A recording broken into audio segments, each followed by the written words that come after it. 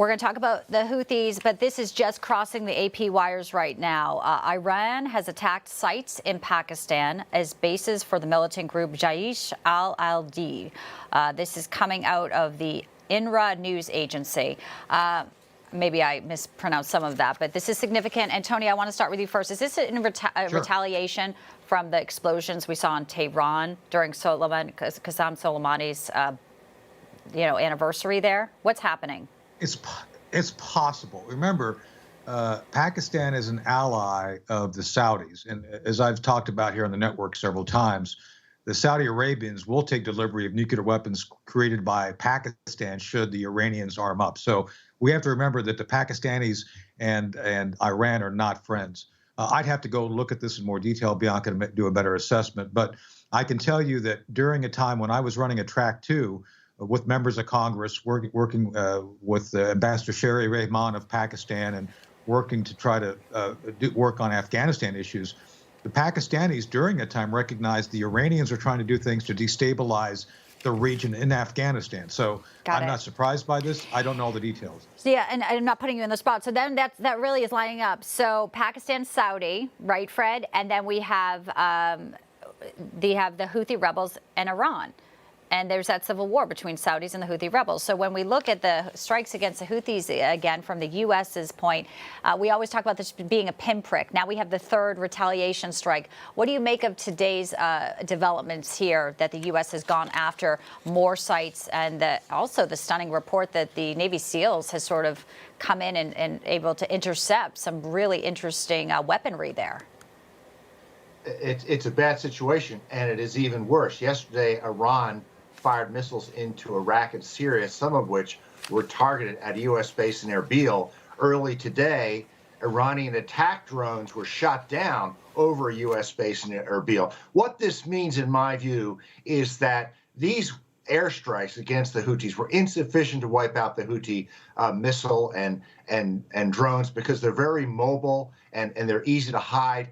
But they also were insufficient to rebuild American credibility that has suffered horribly because of Biden's horrendous foreign policy record and the weak response he's had to all these provocations in the Middle East since October 7th, especially the pinprick responses to attacks on U.S. bases in Iraq and Syria.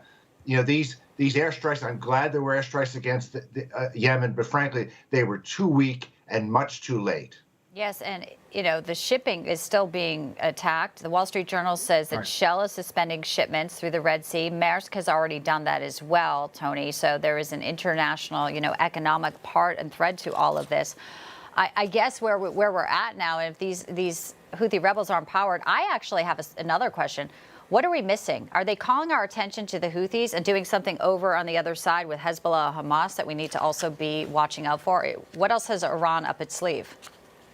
Well, it's like a balloon, Bianca, to your point. Yeah, they're pushing in different places and trying to see where the most weakest spot is. And unfortunately, everywhere they push, Joe Biden caves.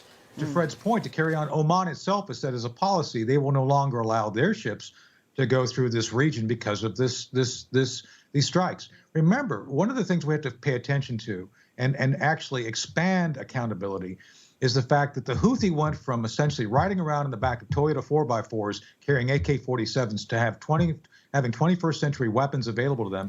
And as Fred pointed out, there was no adequate strikes against them. The Obama administration, the Biden administration, that's a slip. The Biden administration continues to embarrass itself by half measures and inattention to detail. So the answer is, Bianca, the likelihood is they're doing things all over the place, but you'll never see this administration come up with a cohesive plan of action to stop them anywhere at all. I have 20 seconds. Pentagon briefing at 2. I'm sure they'll be asked about the Iranian attacks. And Fred, we saw Donald Trump last night talking about his policies. Final 10 seconds to you, Fred. And then we had the statement by Biden that he sent a private message to the Iranians and they know what not to do. Look, Biden is deluding himself. The Iranians are laughing at him. They're laughing at his weakness. And with these attacks on U.S. facilities in Iraq yesterday by Iran, it's an enormous threat, and in normal circumstances, this would be an act of war. Wow. All right. Got to leave it there. Fred, Tony, come back real soon. And we know you're tracking new details for us as we are here as well on Newsline. Thank you, gentlemen. Thank you.